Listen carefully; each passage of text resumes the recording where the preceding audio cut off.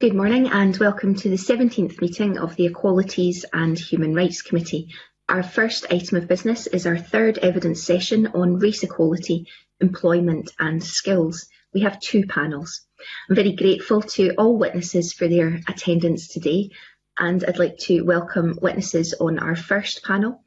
ACC Gary Ritchie, Partnership, Prevention and Community Wellbeing, and Jude Helliker, Director of People and Development at Police Scotland, Elaine Lorimer, Chief Executive, Revenue Scotland, and Liz Barnes, Director of People and Organisational Development, Scottish Fire and Rescue Service. And we'll move to questions shortly. Excuse me. I'd remind members, if your question is addressed to a specific witness, please identify that witness by name. Otherwise, we'll work to the order in which witnesses appear on the agenda. Witnesses, if you feel you have nothing to add in response to a question, please don't feel the need to speak and simply state so. I'll then go back to the member for any follow-up questions. I'd ask you all to allow broadcasting staff a few seconds to operate your microphones before beginning to ask your question or provide an answer.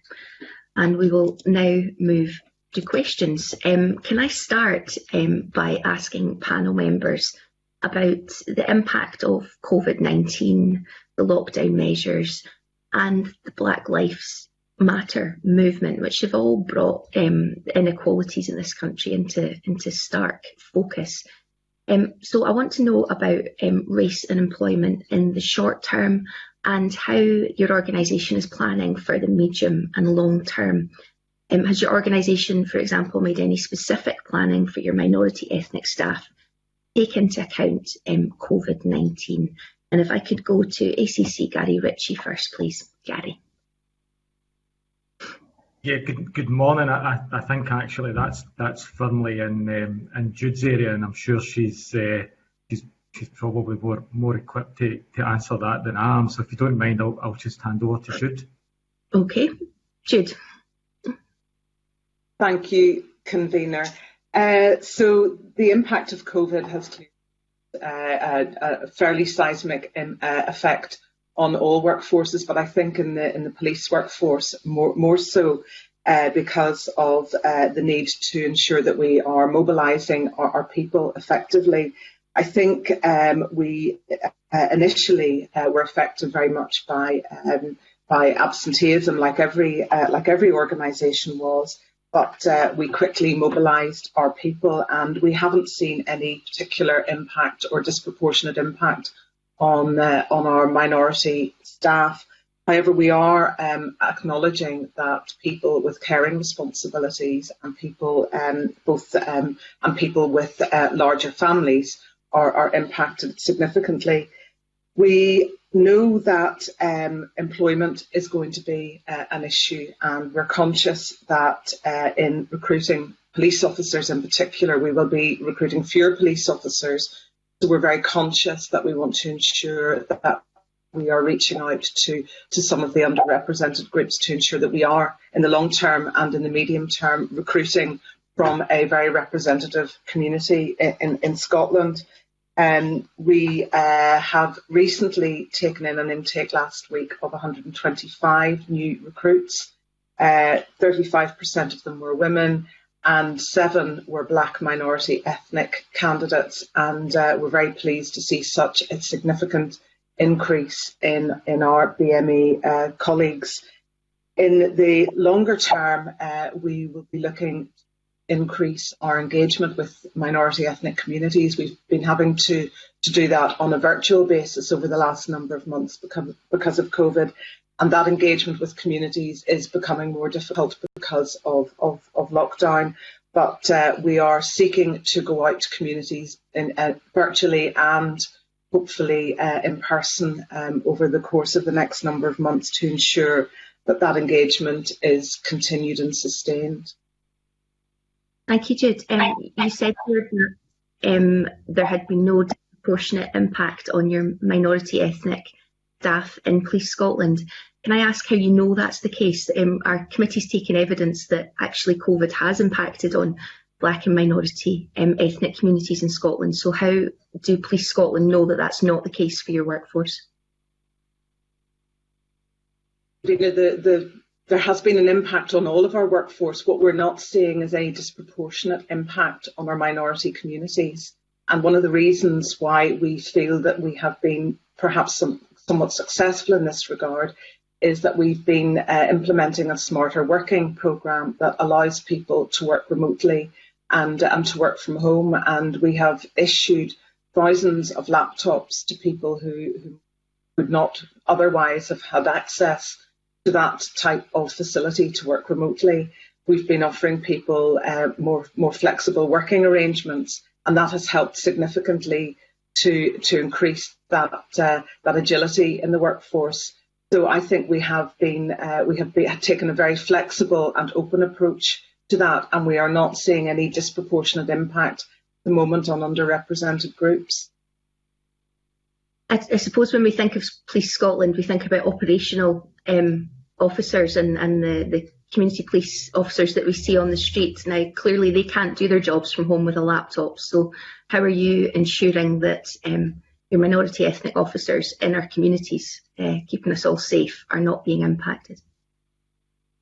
Well, we do have mobile devices. We've been implementing 15,000 mobile devices to our officers right across Scotland, and that has enabled a significant increase in officer engagement in the communities.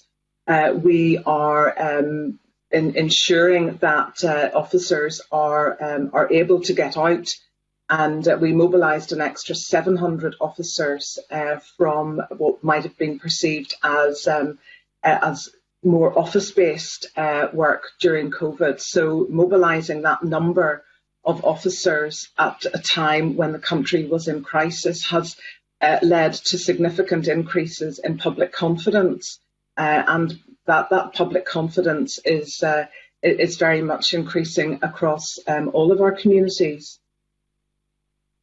I see that ACC Gary Ritchie wants to come in, so if I can bring him in now, Gary.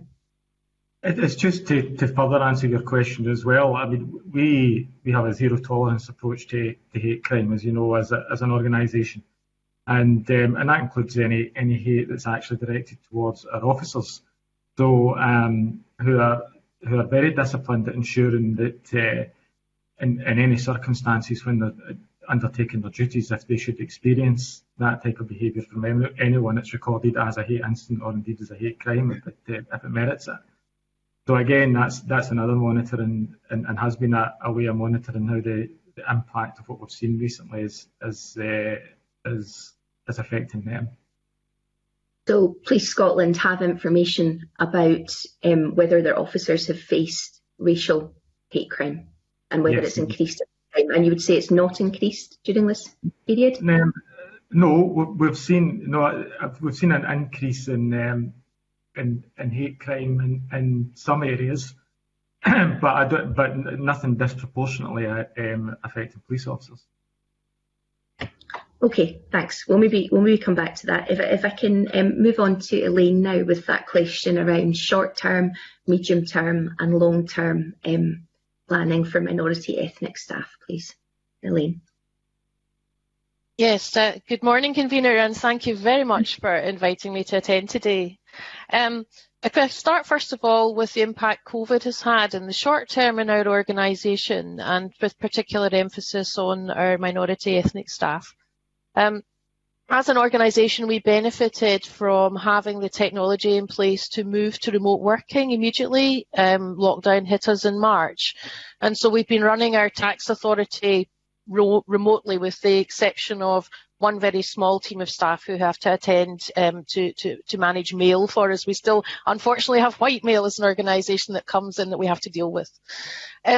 We haven't as a result of that, we haven't experienced any impact, if you like, in terms of sickness. We haven't seen any spike in sickness that I've seen reported elsewhere in relation to COVID, in relation to any of our staff.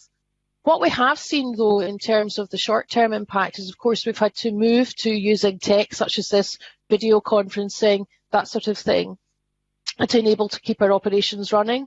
And what we did a risk assessment in relation to that, and we found that for some members of our staff from the minority ethnic community, switching video on without warning can cause them an awkwardness as a result of their faith and the fact that they wish to wear head coverings. And so we've introduced a protocol in our organisation which is around making sure that we don't use video conferencing by default, to take account of recognising the impact that can cause on some of our staff. In terms of the medium to longer term, we have a Staffing and Equalities Committee of our board, and we, at board level, have looked into the diversity of our organisation. It's clear that we are lacking diversity at leadership levels and indeed at board levels in our organisation. And so we're wanting to take some real positive action in relation to that. We've got some opportunities coming up with board recruitment where we want to really reach out to a wider pool of candidates to enable a greater opportunity for communities who are not represented at senior levels in our organisation to have that opportunity. Thank you. Can I ask, in what proportion of your workforce comes from Black and minority ethnic communities? So this is an issue for us because of our size, and I've noticed from other evidence you've received around the challenges with data.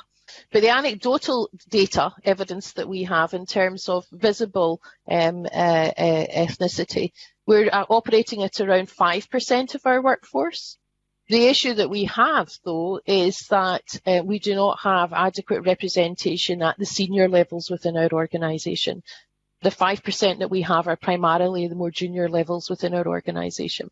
And we're doing a lot of work to support those staff in terms of leadership development, etc. We want to manage our talent pool as best as we can to offer opportunity for development and growth. But without a doubt, the real challenge for our organisation is how to get people in at the more senior levels, including at board level, so that we are more representative of our community that we serve. Okay, thank you. I think other members will wish to probe you a little more on that. Can I go to Liz Band? Yeah, good morning, convener. So there's a couple of things I'd like to address. In relation to COVID itself, one of the main impacts it has had is that it's slowed us a bit on our positive action strategy work and our balancing the workforce action planning. So by that I mean targeted events that were in plan for this year in relation to recruitment and engagement in local communities. So that has slowed and therefore that will have an impact. We are now looking at picking that up again, and we are recruiting later in the year, and we will be changing our style and format to a more remote online approach. So that's an immediate impact on the progress that we would like to make. I wouldn't say it's a huge impact, it's just slowed that down. In relation to the existing staff, a bit like the other witnesses, we very quickly moved to a high degree of remote working for our support staff, well, almost entirely remote working in fact, and we put some different operational arrangements in place for our frontline staff to make them COVID secure. In relation to how we've handled the impact on staff who have suddenly found themselves in a remote working situation, as well as balancing the impacts of COVID on their family, health concerns, financial concerns, is that we set up a COVID wellbeing group, which was an action group specifically designed to support people directly. We implemented a huge range of support mechanisms for all sorts of areas. So financial planning, for example, lone working, suicide prevention, alcohol challenges. And what we are now in the process of doing is engaging with every individual to understand whether we are covering what they need. So there's been a really intense focus on that by our wellbeing group, and we've been able to facilitate that because they have not been doing the usual things that they do, such as medicals and so on. So it's been an interesting time, and I think we've moved to a very positive way of engaging with staff. In terms of looking to the future, we're developing an agile working policy which doesn't just focus on home working, but it talks about how people want to work in relation to their family and personal challenges. So I think there will be a positive impact that we can harness there. So, but other than that, we haven't had any evidence from that process from our BAME groups or any other minority group that they've been particularly disadvantaged.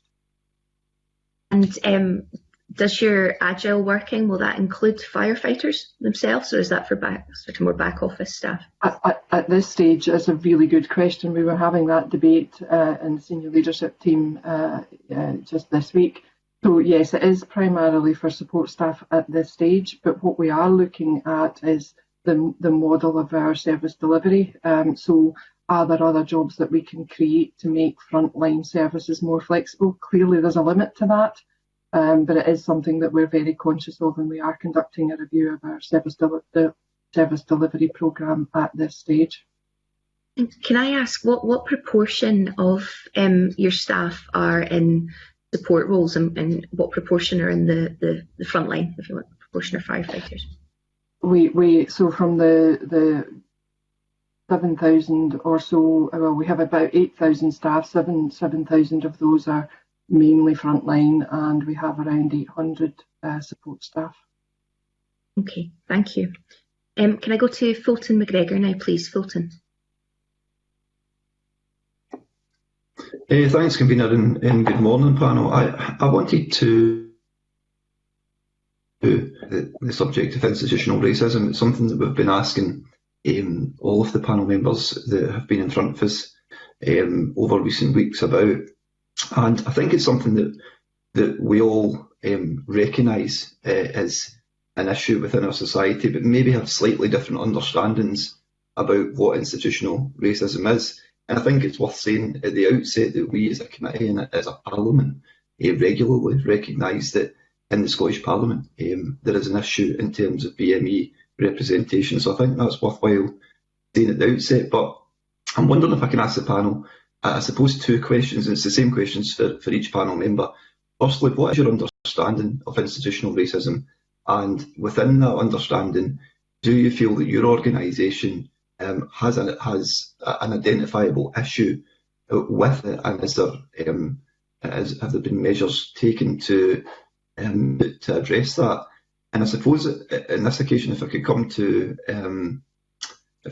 Elaine Lorimer first, because Elaine, actually in your last answer to the convener, you started to talk a wee bit about most of your BME workforce being in junior positions and not in more senior positions. And perhaps that's maybe something you could expand on in relation to this answer. Thank you, Fulton. Elaine. Thanks. Yes, thank you. I think it's fair to say that there's enough evidence to suggest that we live in a society where there is institutional racism. I suppose my response to a question about what do I understand it to mean in relation to my organisation, I have no specific evidence that there is racism in my organisation. However, when I look at the diversity of my workforce, it causes me concern because I don't have staff at senior levels yet in our organisation or at board level who are representative of minority ethnic groups. So what can we do as an organisation about that? And as I said, our Staffing and Equalities Committee of our board and myself looked into this earlier on this year. We were very struck by the Black Lives Matter issue, and we wanted to really take the time to really focus on what did this mean for our organisation. And we've got board recruitment coming up where we think that there is an opportunity there to really try and do things differently, to try and bring in a more representative pool of candidates into our organisation. Now, we follow the rules in relation to public appointments. that Scottish Government set out for public appointments.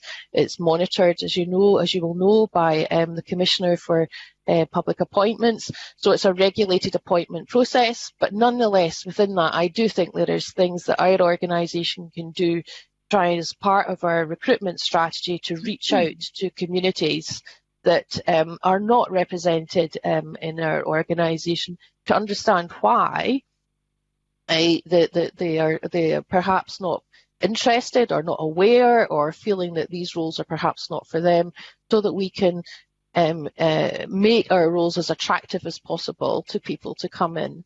I think the other thing I'd like to say is, I think as a senior leader in the role that I have to really take a sort of personal responsibility, I think, for this.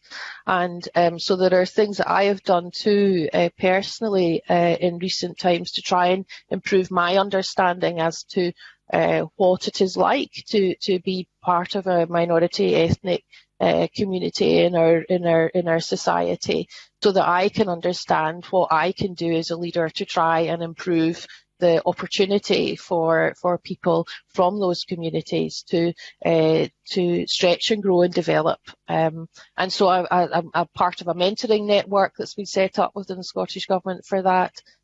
Some of my staff are members of the Racial Equalities Network in the Scottish Government, and we've really supported them in terms of their work there.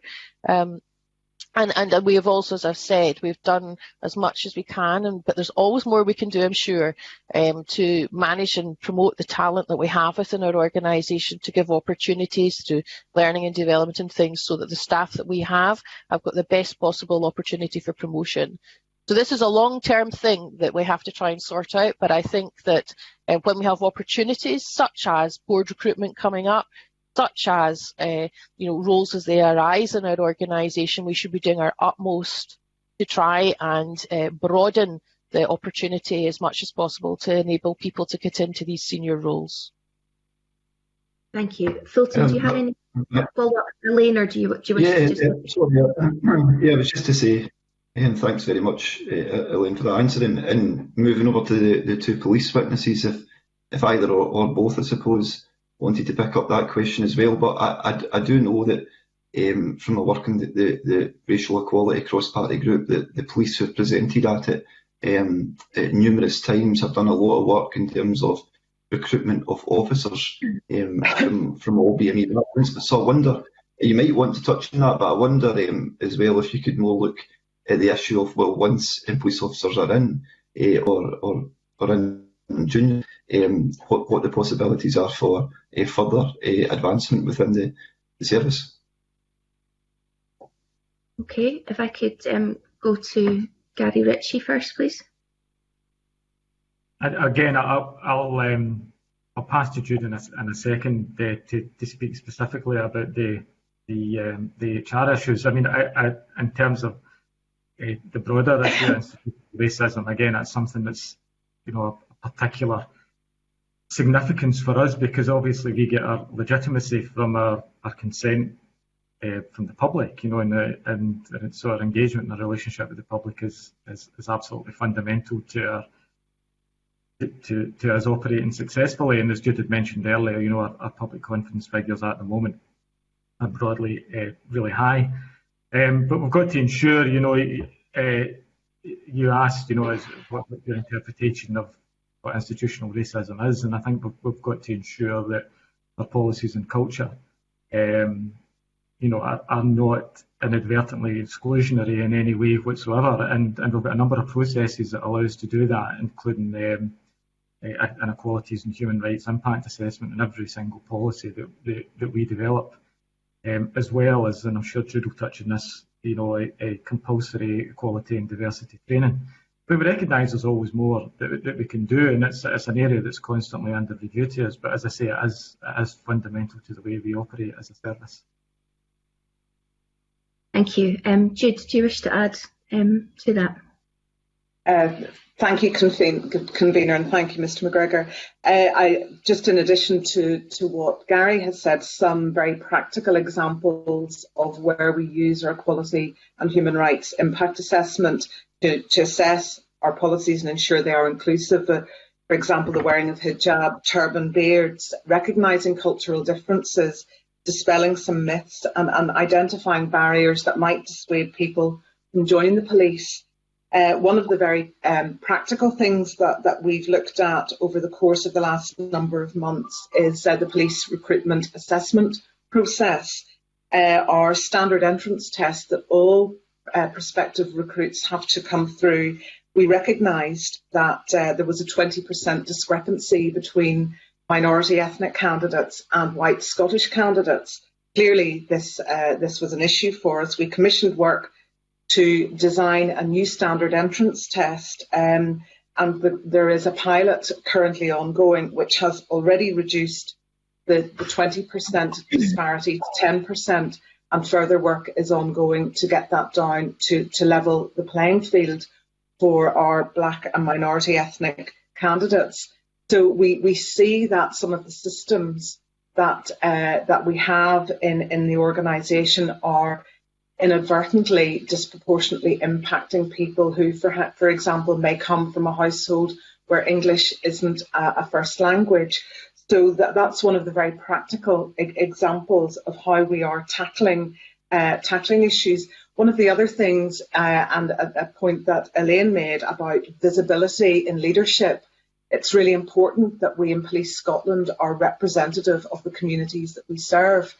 2 of our senior officers are from black and minority ethnic backgrounds.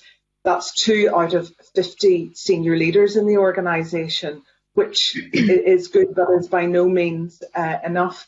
And one of the things that we've been doing over the course of the last year is developing specific leadership programmes for black and minority ethnic officers and staff, and we are going to be developing that further over the course of the next number of months to ensure that we are as representative, particularly at a leadership level, as we possibly can be. Fulton, are you wishing to come back in there? Not really, Convener. Just to ask if Liz Barnes has got any thoughts on the original question. But before we go to Liz on your question there around institutional racism, Jude, can I just ask you about that 20% discrepancy that you mentioned that you're working to address? Was that in how people were being marked, or which part of the assessment was it? So the assessment is in 3 parts. One is an English language comprehension, one is numeracy, and one is to do with critical reasoning and information management. And we recognise that in particular, candidates who didn't have English as a first language were struggling with the English element of it, quite understandably. So that was very much after doing the analysis, we decided that we were going to make a direct intervention in this, and we are now running a new pilot that is having a much less of an impact on our BME candidates, and we are also we're looking to develop that further to ensure that, as I said earlier, we are levelling the playing field for all of our candidates. Thank you. Liz, if we could come to you now on Fulton's questions, please. Okay, thank you. I'm absolutely confident that there is not an issue with racism in the service. Where I think we have a challenge is in attraction. So that's where our positive action strategy is focused, because there seems to be a perception about what it's like to work in the fire service. So if I can use as an example the male-female balance.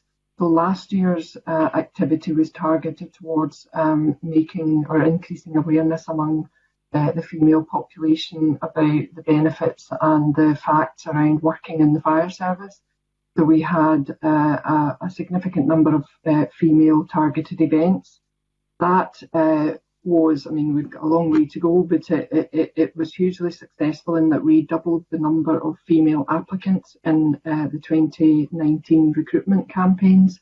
and actually we increased our intake of women by over 4%, 4.6% on the previous year's recruitment process. So what that told us is that it's a lack of awareness in society of the roles in the fire service and what they will be like for those specific groups.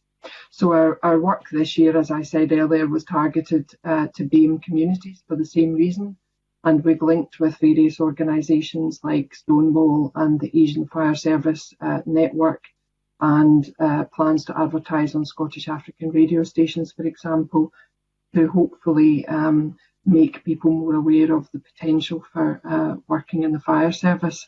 We're also trying to deal with intersectionality, where we're targeting young people through our youth engagement activity, our Career Ready programmes, which has increased throughout this year, and focusing on people from care experienced young people and people from disadvantaged backgrounds, where we can pick up other elements of disadvantage. So I think that's the challenge the fire service has in making people aware. Once they're in employment, there are enough checks and balances and a positive culture to ensure that they would be treated the same as everybody else. So does the Scottish Fire Service hold information about the ethnicity of people who are applying? The early stages of the application process are completely anonymous to avoid any unconscious bias. But once we get to the stage of shortlisting, we start gathering that information, albeit that we have a bit of work to do with our existing staff because we haven't captured it historically. I suppose I'm just interested maybe to press a bit on. I think you've described work that you're doing there that sounds good, reaching out to communities. But as a committee, we're very conscious that actually public authorities have a responsibility themselves. It's not just about our black and minority ethnic communities applying more or having their awareness raised. There needs to be a duty on public authorities to change how they work, how they recruit, so that people are making it through as well as being attracted. Would you have any comments on that? Yeah, I totally agree, which is why we're increasing our youth engagement, for example. We're trying to get to young people before they make their career choices, so that we can understand where the barriers would be. We also analyse our fallout rates, and we have in many occasions offered people additional support to help them reach the standards that they need to reach to even make an application in the first place. The next intake that we have planned for late autumn, actually starting soon, has got we've developed a new recruitment process which is much more intuitive and much less onerous than the previous one. So that's being piloted at the moment to make it simpler to apply and to identify where you need additional support to apply. In the early stages, for example, if English wasn't people's first language, we can identify that and give them alternative methods of application. And what do you do with your employees who are doing the recruitment to ensure that their perceptions of someone who English isn't their first language doesn't get in the way of their recruitment? Yeah, they have comprehensive equalities training, and we have throughout all of our processes equality impact assessments in every policy and process that we implement. So no one who is in a recruiting panel will not have had that comprehensive training. That's refreshed on a 3-year rolling plan for all staff. So we believe that's captured. Okay, thank you. Mary Fee, can I come to your questions now, please? Thank you, Convener, and good morning, panel. One of the things that the committee is considering as we go ahead with this inquiry is holding a public accountability event where public authorities can talk about the work that they've done or they're planning to do to help increase the ethnic diversity of their workforce. And the committee and stakeholders can ask questions and hold them to account. Is that something that you think would be beneficial? And if you do, could you explain why you think that thing would be beneficial? Thank you. If I could come to Jude, please. Thank you.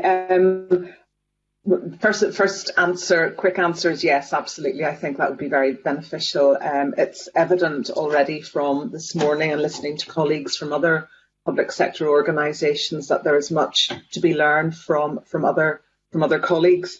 I think that it's important that we reach out to other organisations, both within the public sector and the private and third sector, to see who's successful and who's not successful. I think as a public body, we are clearly accountable to the public. We are the public and the public are the police. And it is really important that the public, perhaps in harder to reach communities, sees the police as recognisable. And that's very much the work that we've been committed to for many years. And that is ensuring that we as a service are representative of all of the communities. And we also recognise that as a national service and spanning right across the third of the landmass of the United Kingdom, that we are geographically and demographically very, very dispersed. And it's really important that we recognise that in our recruitment, progression and development programmes. And I think there is much to be learned, and then much to report back to the public about the successes that we're having and identifying some of the challenges and how we might go about resolving some of those. Thank you. Do you want me to just move around the panel, Mary? Are you? Yes, please, that would be great. Thank you. If we could bring in Elaine, please. Yes, thank you, Convener. This is something I would be particularly interested in. I think one of the challenges for me is, as a leader of a small public body, is just having the, if you like, the capacity to be able to reach out in the way that I would really like us to do. And so we do tend to punch above our weight in terms of how we engage externally, but I think in events such as this, as you're describing, I would personally be very interested in. I would be interested in it from two perspectives. One would be, I would use it to explain what we were doing, and I would be genuinely interested in feedback. I would be genuinely interested in hearing from those organisations, either other public bodies, to hear what they've been doing, but actually more particularly the representatives of the wider communities in Scotland. I would really like to hear their views on what we are doing as an organisation, not just in relation to the makeup of our organisation in terms of the diversity within it, in terms of our staffing, but also what we're doing in terms of trying to make the services that we provide, which, to be honest, for a small tax authority like ours, are fairly niche. But nonetheless, I'm really interested in making sure that the services we provide are also accessible to everybody. So I would really use it genuinely to receive feedback so that we can improve as an organisation. Thank you. Liz Barnes, please. Elaine has just said, I would hugely welcome such an event, and actually the ability to understand the challenges that our partner agencies are having and to be able to learn from that. But I think more importantly, I would really like to hear from representatives of BAME and other underrepresented communities, to understand directly from them what we could do to make this more accessible and what we could do to support and encourage people from these communities to work with us. So I would highly welcome that, and I think it would be an excellent opportunity. Okay, Mary Fee. Thank you, Convener. We've had mixed views about the benefits of holding events such as that, so I think your very kind of positive comments are welcome. Can I come on now to talk a bit more about the practical steps that you take to increase the minority ethnic communities within your workplace? And each of you in previous answers to the committee have touched on different initiatives and different things your workplaces are doing. Is there anything further that you want to add, any specific initiatives that you have going on, or are you content with the comments you've previously made? Okay, Gary, can we come to you? I don't know if you have anything to add.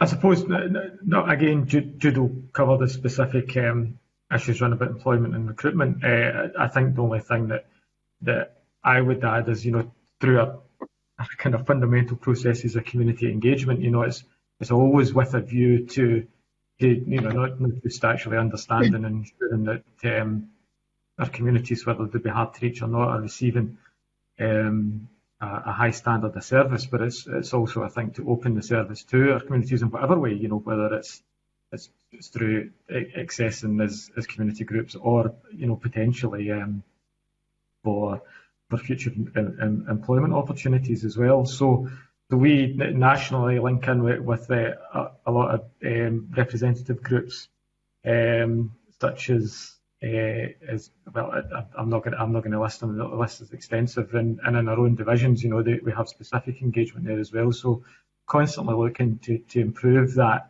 engagement, and I think that's really important to open the service. Thank you. Jude, we've captured quite a lot on the record from what Police Scotland are doing. Have you anything further to add on those sort of specific measures that Mary spoke about? Just one, if I may, Convener, and we recognise that we've identified some of the barriers to recruitment, but we've agreed over the course of the next number of months to undertake some research into barriers to recruitment, progression and retention of underrepresented groups within policing, and we will be working with our diversity staff associations to frame up the terms of reference for that work, to ensure that we are learning the big issues that are the barriers to Black and minority ethnic and other underrepresented groups into policing. Thank you. And if I could come to Elaine, please. Yes, thank you. I have two short points, additional points I'd just like to make, if I may. One is just to say that, again, it's to do with our size. We are very much dependent on what Scottish Government chooses to do in terms of changes to core recruitment practice, because we align ourselves with that. And I know that there is a lot of work going on there through the Racial Equalities Network within the Scottish Government. Some of my staff are involved in this directly to try and reframe, reshape their approach to recruitment, which we will then benefit from. So that's the first thing I wanted to say. The second thing is that I think there's a lot that we can do in terms of getting staff in, but then I think it's what's the reception they receive when they arrive. And so I think it's really important that the culture of any organisation, and we've done a lot of work in Revenue Scotland in terms of trying to make our culture one which is open and welcoming, irrespective of who you are. And so I think that we need to look at this through, if you like, the entire journey of somebody coming into an organisation. What's the reception like when they arrive? How do we induct them? How do we support them? How do we support their career development so that they can go on and have a flourishing career? So I think I just wanted to make that additional point, that culture when you arrive is just as important. Okay, thank you. And Liz Barnes, please.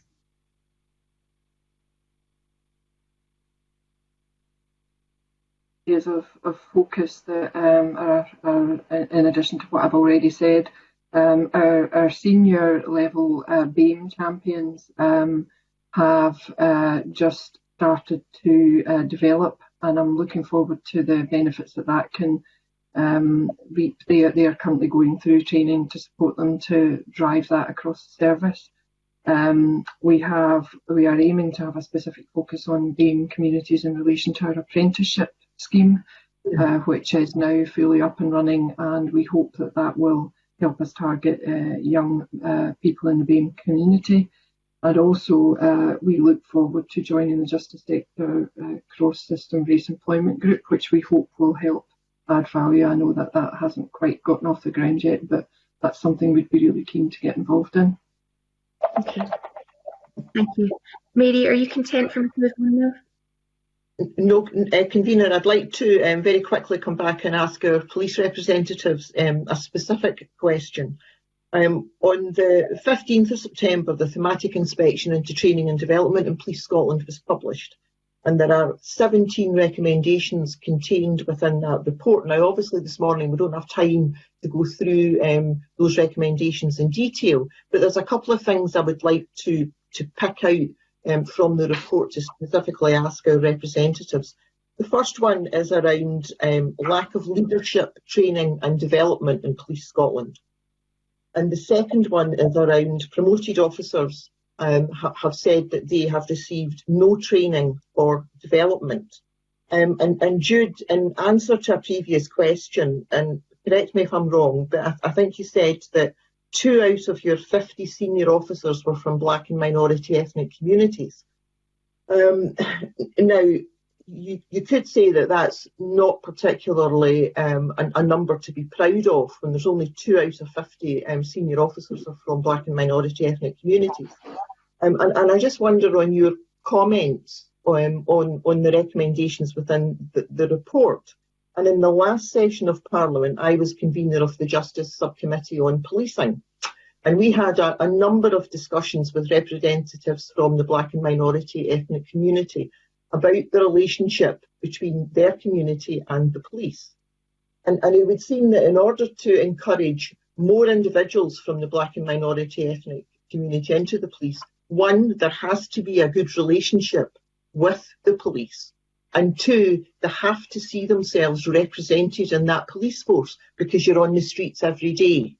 And clearly that isn't something that the minority ethnic community are seeing. So I'd be interested in your comments on that report and what further things you're going to do to build that relationship. Okay, you mentioned Jude's comments there around leadership training. So if we come to you first, Jude, and then we'll bring in Gary. Thank you, convener. So yes, since the inception of Police Scotland, that we focused very much on the service delivery and the national functions, the local policing divisions, and we have been developing our leadership products over the course of the last number of years. I think that we can always do better. We have been developing some leadership programs, but we recognise that the diversity in our leadership is not yet where we want it to be. However, I would say that since 2014, so 1 year into the inception of Police Scotland, we've increased our female proportion from 29% to 32%, in promoted ranks from 20% to 27%, but in superintendent and above ranks from 16% 6 years ago to 26% this year in 2020. So I think that's a fairly significant increase in female representation, which I do think we can learn a lot from that work to relate to black and minority ethnic officers. Our proportion of BME officers and staff within the organisation still remains below what we would hope it to be. But if you look at a total workforce, 2% of our police staff are from a BME background, and still just over 1% of police officers. And it is an absolute priority for us to increase that, not just increase it at the recruit level, but increase it at promoted ranks. Because as you say, Ms. Fee, the public will only recognise the legitimacy of policing when they see themselves in that population.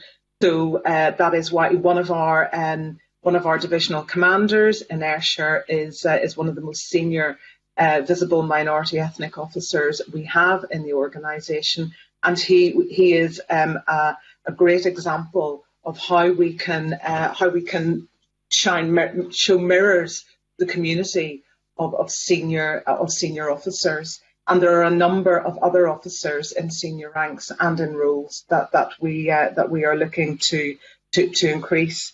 I think that in terms of leadership training, we have implemented a programme this year specifically for female BME officers to encourage them to dare to lead, and that's a programme that will run over the course of this financial year, and depending on its own success, we would like to see that rolled out right across to all of our BME officers and staff, to encourage them to dare to get to the top. Gary, do you have any comments? I suppose that it's a big area, and as Mary said, there was lots of stuff in the thematic inspection. So we'll try and sort of focus on what we're here today for. And I suppose that lack of leadership training would be one of the things that might jump out for committee members. Gary? Yeah, I think in terms of specific training, as Jude says, that's something that we're looking to improve as an organisation, and I know there's been an awful lot of improvements and enhancements to that recently. I mean, but that doesn't mean to say there's no development for leaders, throughout your career. I mean, that's I think one of the things that we're good at in terms of operational competency and development. It kind of comes with the role that you're doing. I think the other thing that I'd like to say, and just perhaps emphasise from what I've said before, our community engagement is all important. Now, I was divisional commander in Dumfries and Galloway, not an area which has an awful lot of multi-ethnic groups or communities, but even there, it was important for us to reach out, because we see ourselves, not just as a service in our own right, but one of those cultural institutions that has an important role to play in ensuring our minority and ethnic communities feel integrated and part of the broader society and included. And so that was why I, as a commander, I know every single other commander has specific initiatives to ensure that happens, because what we want, of course, is the community to be proud of us as a service and to be proud of the police service. And I think if we can get that and instill that pride, then that will encourage people to join, because one of the main reasons that people join the police service is to make a difference to their community, and then we've got to be seen as a service that delivers that. And that's got to be relevant to everybody. And so that's why at a local level you constantly see these initiatives, and that's something that I think we've improved an awful lot at, and that's reflected in our very broad public confidence figures. I think there is a lot of work going on out there, and I know that it's actually quite a long process in Police Scotland historically. To get to the senior ranks, everybody starts as a constable, and I think that's one of our strengths as an organisation. So it can be quite necessarily long, and one of the initiatives, I don't think Jude had mentioned it there, that we've developed is an accelerated leadership programme, and we're looking at other fast track initiatives as well that are just very much embryonic at the moment. But for the future, I think that's going to be something that will perhaps make a difference in that respect as well. So there's an awful lot going on both operationally and within the organisation that I think is going to make a difference in the future.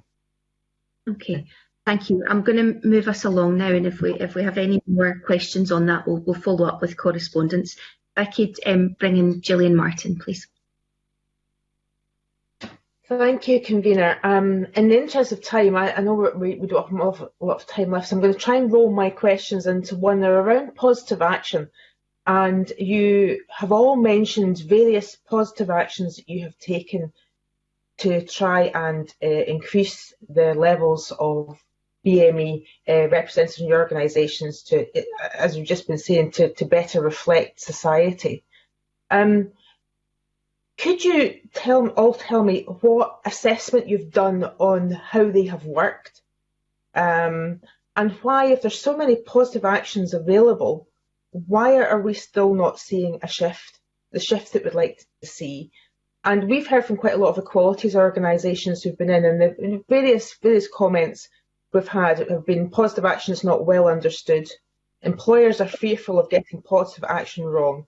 I just want to ask you, when you've been doing that assessment, have you ever gone to any equalities group in order to let them help you find out why they've not worked, what you could be doing better, and what positive actions you could better take? Thank you, Gillian. Jude, if we could come to you, and I suppose just to assist in focusing, if we speak specifically about those positive interventions around race inequality, that would be helpful. Thank you. Thank you, Convener. So we work closely with our diversity staff associations, in particular SEMPER and the Scottish Muslim Police Association, try and ensure that we're tackling some of the right issues. And I think that's an ongoing journey for us, because those of us who aren't from a minority ethnic community don't know what it's like to be from that community. So it's really important that we understand what the barriers are. And as I mentioned earlier, we are going to be undertaking research to identify what some of those barriers are and how we can tackle them. One of the things that we have recognised is we look at the conversion rates, and we are still struggling to get the applications from the people who are interested in joining the police. And we run an introduction to policing programme, particularly for BME communities. And we are getting a lot of interest in the programme, lots and lots of interest. People come along the first day with great enthusiasm and interest and wanting to understand what the process is. Some of them will come along to the second day, which is a few weeks later, and we invite family and friends to come along.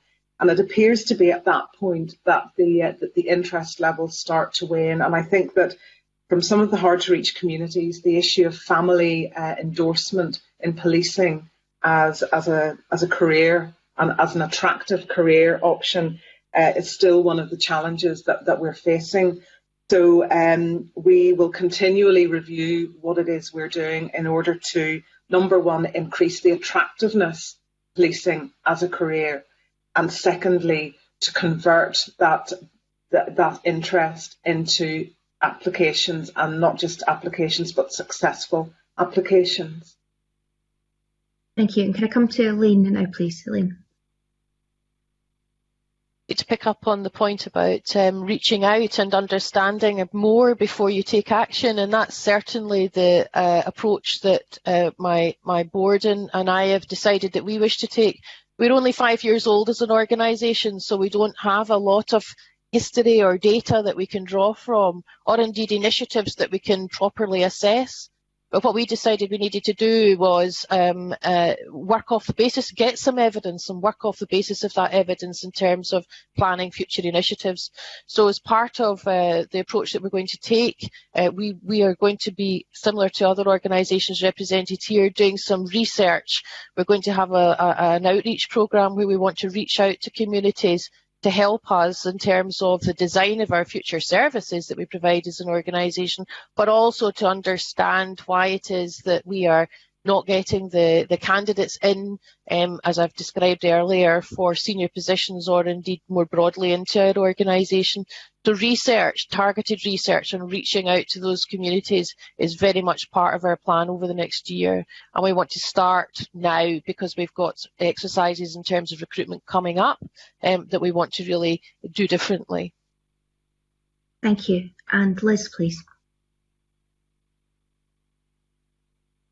When we developed our action plan aimed at balancing the workforce, we made a decision that it would be better to focus on one particular area and do that in a more deep dive rather than trying to skim the surface of all the areas. So in doing that, we focused last year on the male-female split, as I've talked about earlier. I do believe that taking that approach did reap benefits, and what we did with that is assessed it, and where we felt that it was successful, we've embedded it into the process. This year's aim, as I said earlier, is to focus on BAME groups in the same way, so in a much deeper dive. So in doing that, we've engaged with other associations, Asian Fire Service Network, Stonewall, for example, and taken advice from them. We are also setting up employee networks for these areas, which we actually haven't had in place before. The legacy services in former fire brigades had some things that were going on, but as a whole service, we haven't done that. So those are some of the key things that we're looking at, as well as the youth engagement activities, which I also think will inadvertently benefits because we're capturing a number of characteristics. So absolutely accept that there's lots that we can still do, but I think we need to consider where we can get the most benefit from the resources and time that we have, and that's the approach the fire service has decided to take. Thank you. Gillian. Convener. You can take it. Okay. Alexander Stewart, please. Thank you, Convener, and good morning, panel. We have been discussing this morning about the support to ethnic minority groups within your organisation and also some of the training that is required. Over the last few evidence sessions, I have been asking specifically about the training that is provided, and we've had a very mixed picture from organisations and public authorities about what they actually do to ensure that there is mandatory training, face-to-face training, online or optional. And we've also today talked about where the organisations are trying to capture some of that. So my first question would be about the levels of support that you give to individuals to ensure that they can have that diversity of training. And even if a member of staff has left the organisation, and it could be for a lengthy period of illness or maternity leave or whatever, how you can support them and retain them within the organisation so that you capture them and keep them as a member of the workforce. Okay, thank you. Jude, please. Thank you, Convener. So we provide mandatory training to all of our staff and officers, so all 23,500 staff. When they start with Police Scotland, they undertake 1 day's mandatory equality and diversity training, and then that's built up for the Probationer training programme. We've just recently redesigned the whole Probationer training programme, and equality and diversity issues are woven in to that whole 11-week initial programme before officers go out to division to start the next part of their programme. We provide training to our inspectors and above through a course called Simplexity, which is a critical incident management programme, and that has significant diversity and race relations elements to it. We also have recently implemented a new competency and values framework, and our values of fairness, integrity, respect and human rights are at the centre of that framework, and we expect all of our officers and staff to comply with the behaviours outlined in that, which include emotional intelligence and awareness.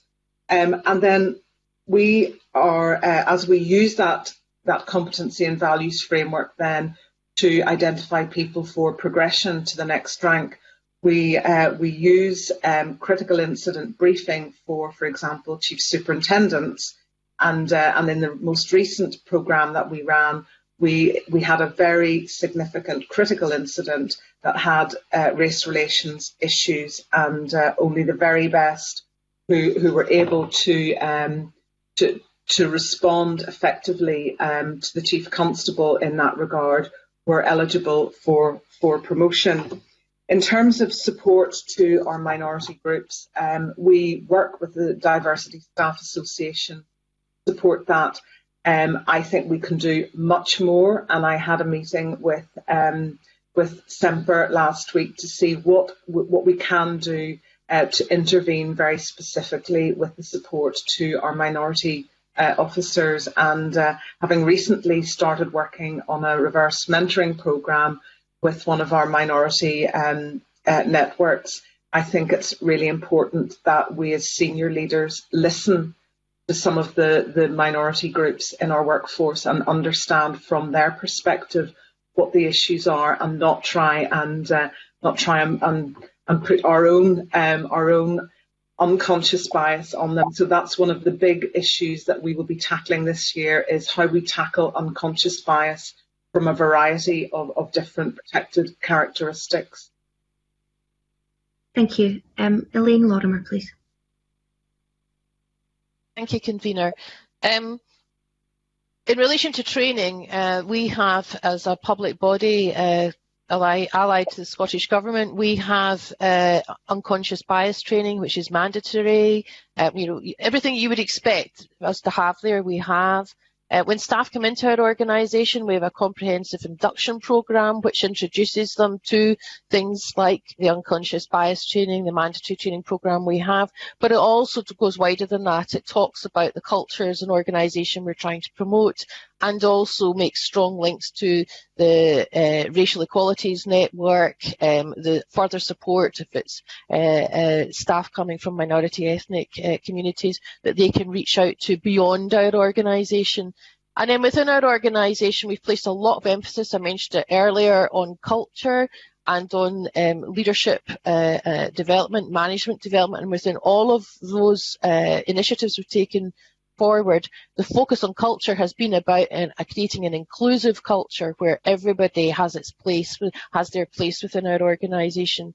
We've supported that too with initiatives around bullying and harassment, around understanding our policies, and creating avenues for staff, if they are feeling that they are being treated unfairly, safe places where they can go to discuss that, so that these matters can be dealt with. So we've got all of that in place. Then it's how do we promote and nurture the talent that we have? And I've mentioned that already in my evidence around supporting key staff around their own development, around their professional development, and around their leadership development. So all of these things are in place in our organisation, and it's about keeping the momentum of that going so that we can improve our culture, and we can also improve the opportunities for staff that we have working with us. Thank you. And Liz Barnes, please. Thank you, Convener.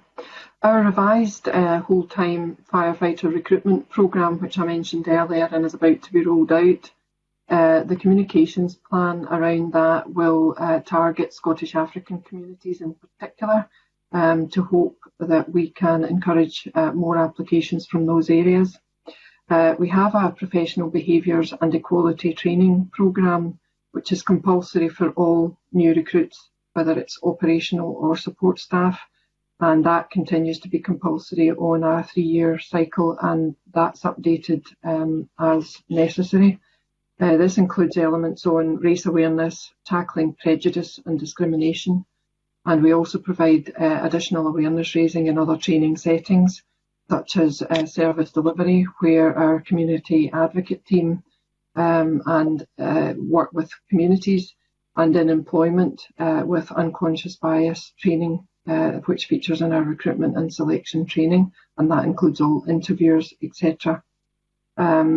We also make sure that we scrutinise trends arising from complaints on racial grounds to understand whether we need to do any further training, and we have tended to do that on an individual basis where there may be behaviour that is not within our values.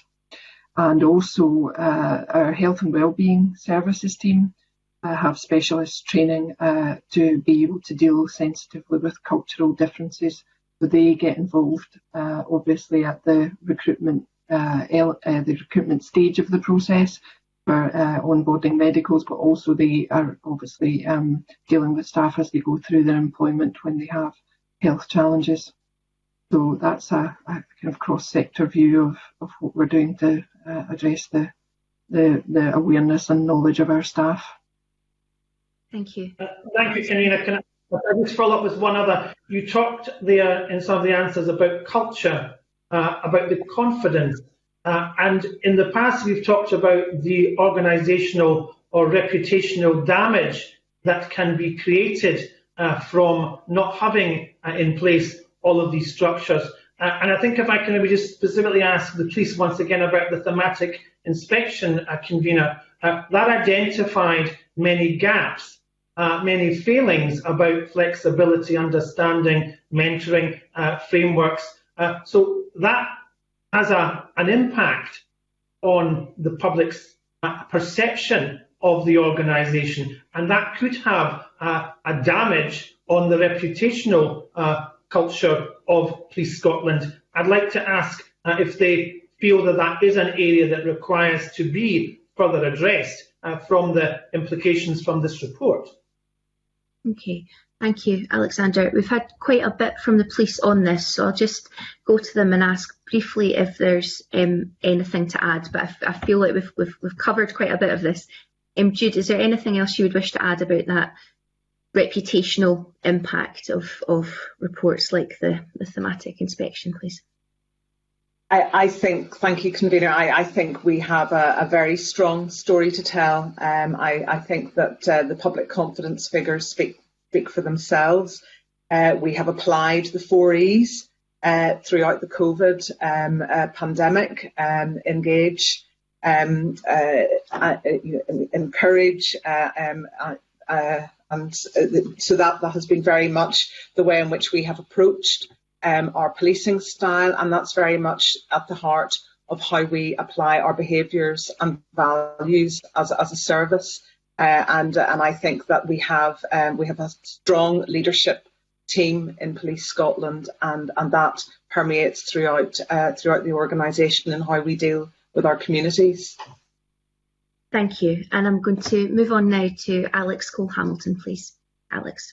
Thank you very much, Convener, and good morning to the panel. Forgive me, Convener, I have one follow-up question on the HM Inspector of the Constabulary Inspection Report, and that was just about the fact that Jill Emery picked up on the fact that there hasn't been a staff wellbeing survey in the police since 2015. It would strike me that in order to understand how included people feel, particularly from ethnic minority backgrounds, that the best way to pick up on that would be an inward survey like a wellbeing survey. I just wonder, firstly, why hasn't there been one for so long, and are you planning to institute one soon? Okay, thank you. Jude, please.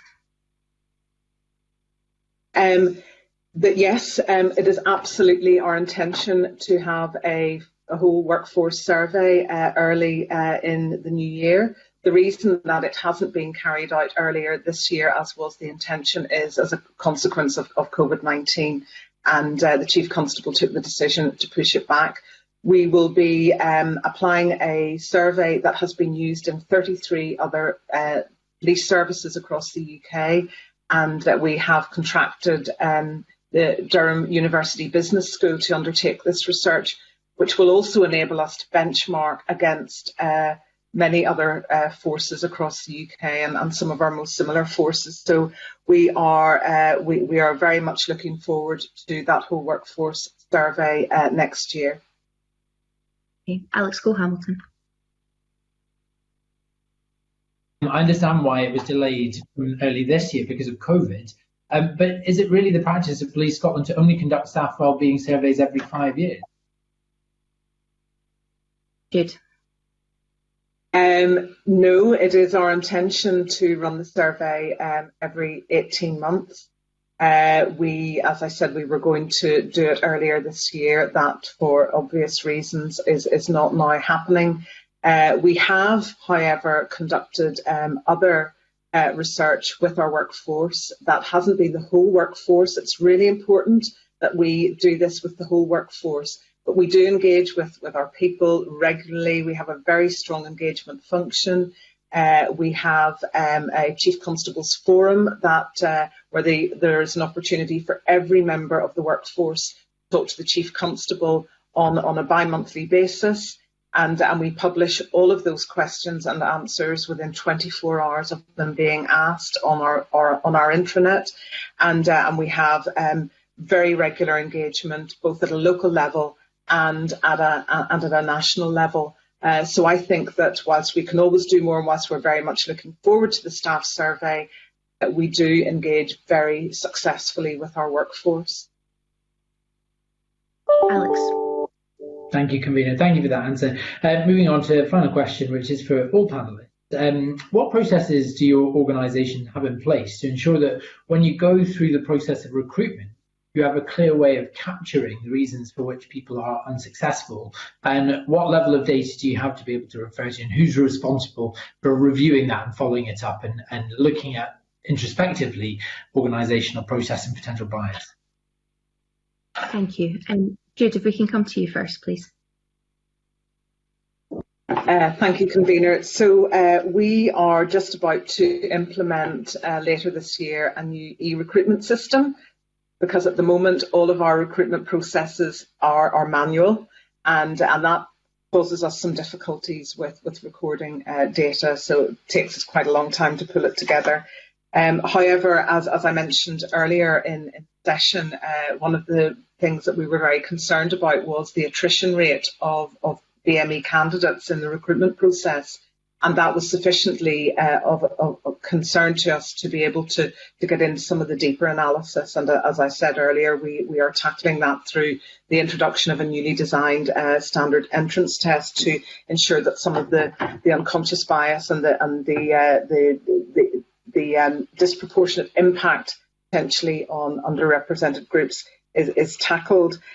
We are also very conscious that the attrition rates right across the board in terms of progression to senior ranks isn't impacted on underrepresented groups. So we regularly monitor the success rate of all of our candidates for promotion to senior ranks, and we're pleased to say that in the recent round of promotion processes, we are not seeing a disproportionate impact on either BME or female officers in that process. But we will continue to monitor and review the data to ensure that any changes that need to be made are made expeditiously. Thank you. Can I go to Elaine now, please? Thank you, Convener. This is one of the pieces of work which we're going to undertake this year in terms of trying to get better quality data coming through in relation to our recruitment campaigns. We take our HR shared services from Scottish Government, and so we're reliant very heavily on the systems that they have for holding data and processing data. And so we're in discussions with Scottish Government about how we can access more refined data, if you like, in terms of our recruitment, so that we can use that as part of our research this year in terms of our more targeted approach that we want to take. But we are very much bound up with the systems and processes that Scottish Government has.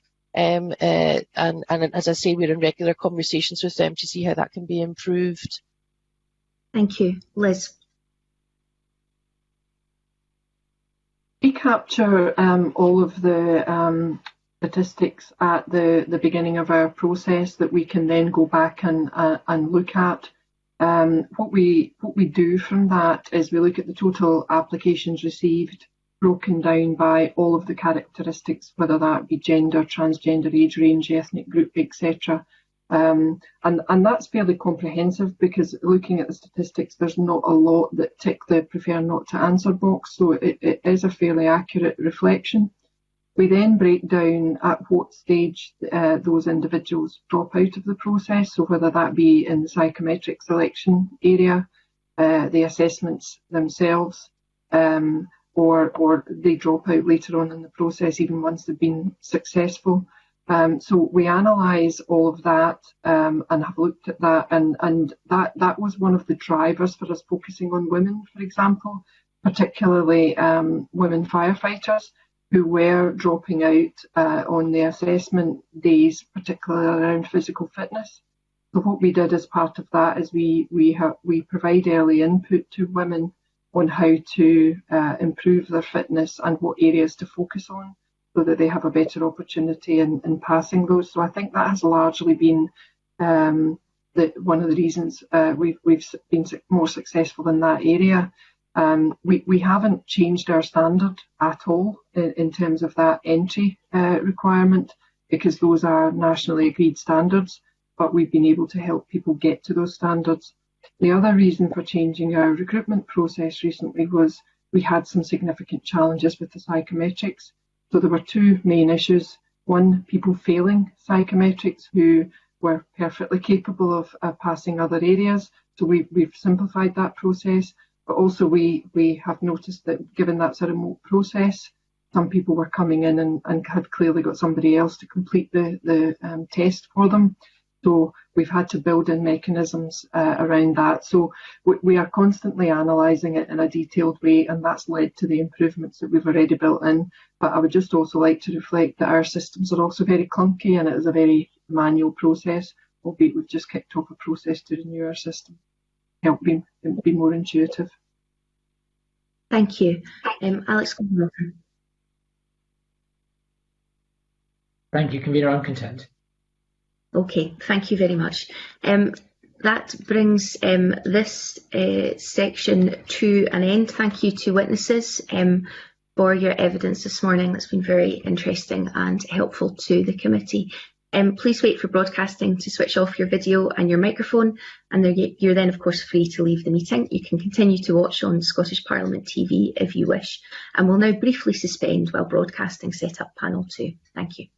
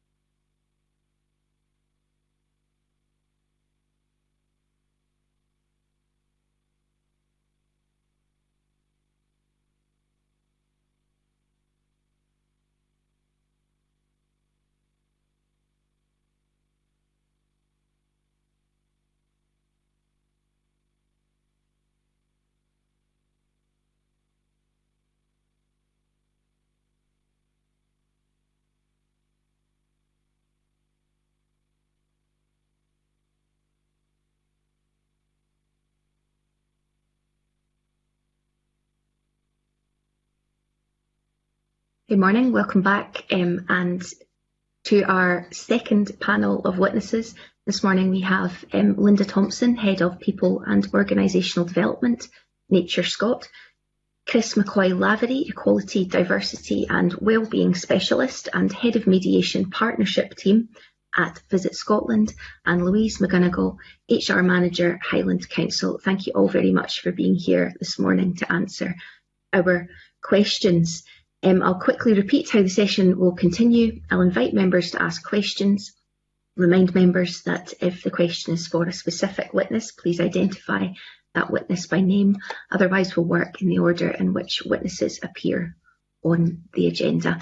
And if I can ask members and witnesses to keep their questions and answers succinct, please.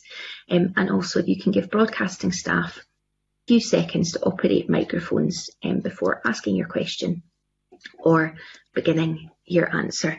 And if I may start by asking panel members what impact COVID-19, the measures that were put in place to keep people safe, and the Black Lives Matter movement have had on race and employment in your organisation in the short, medium and long term. And if you can speak to any specific planning that you've made for your minority ethnic staff to take into account COVID-19. And if I may go to Linda first, please. Linda.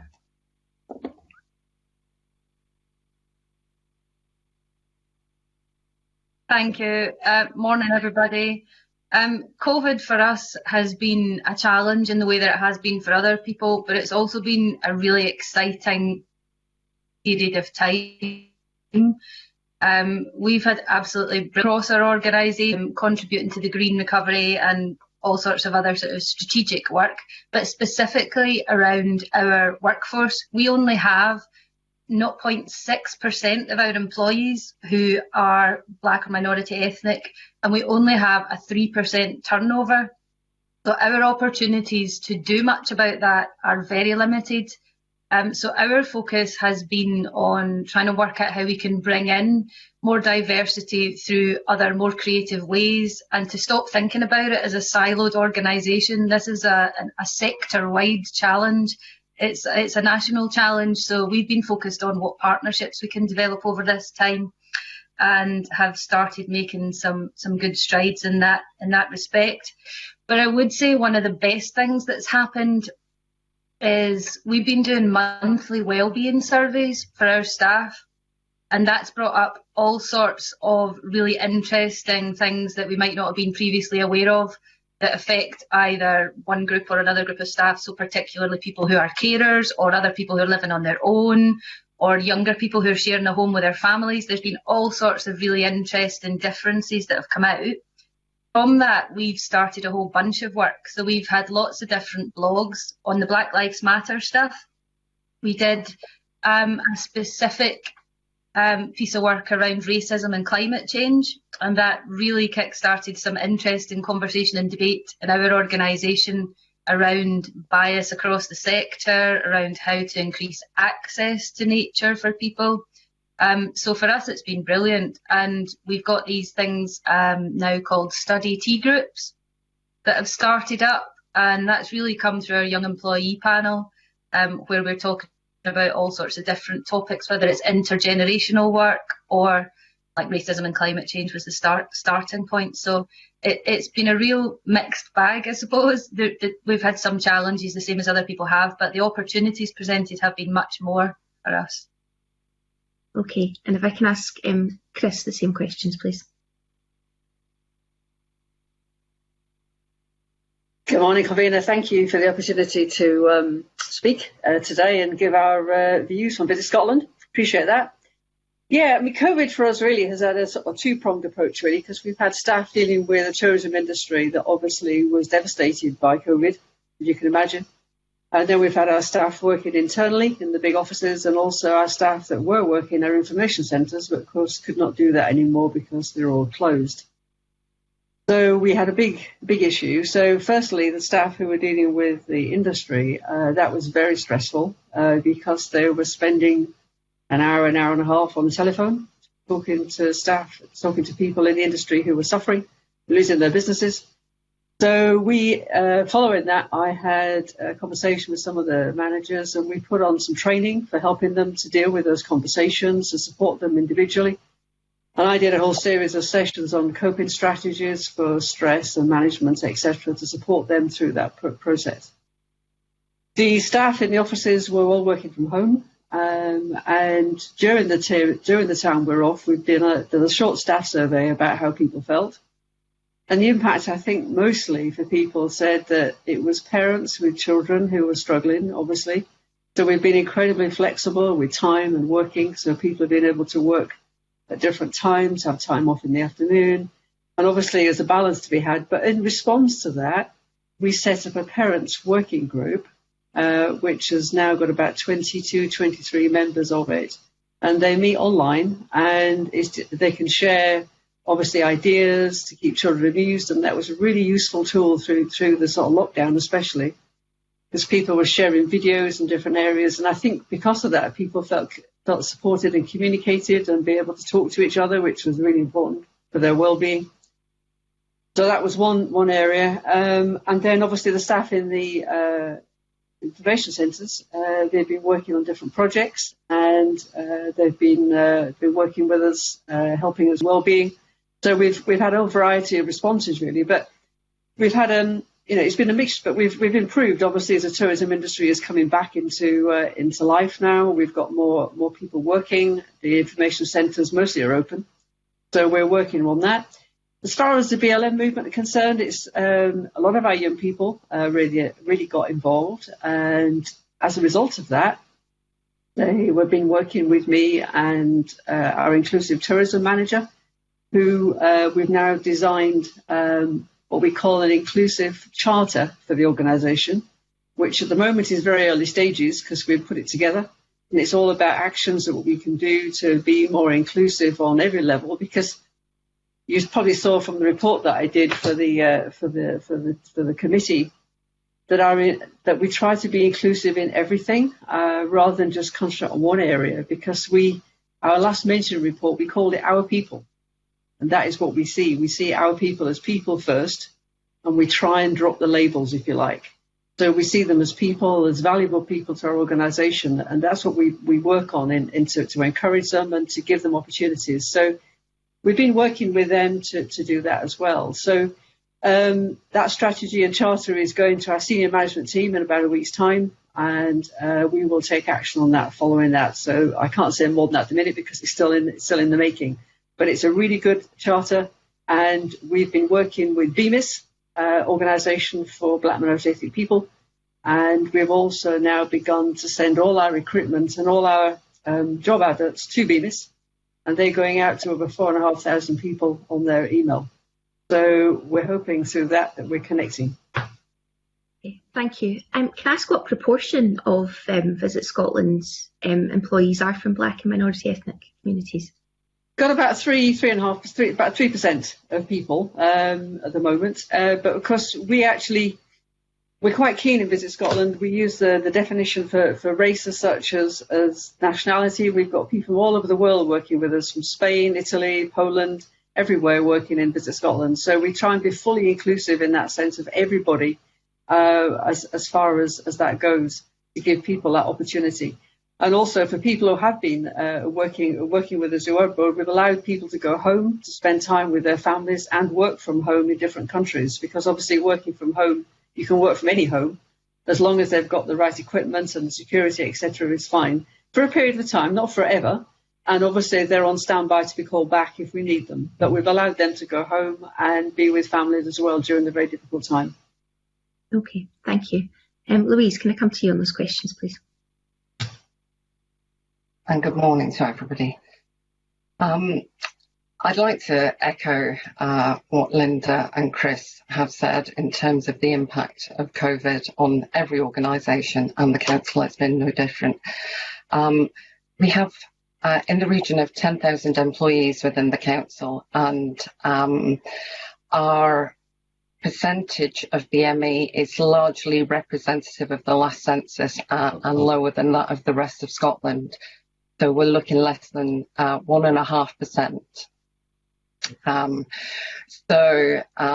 What we tend to try and do is have a full inclusivity approach as opposed to targeted approach.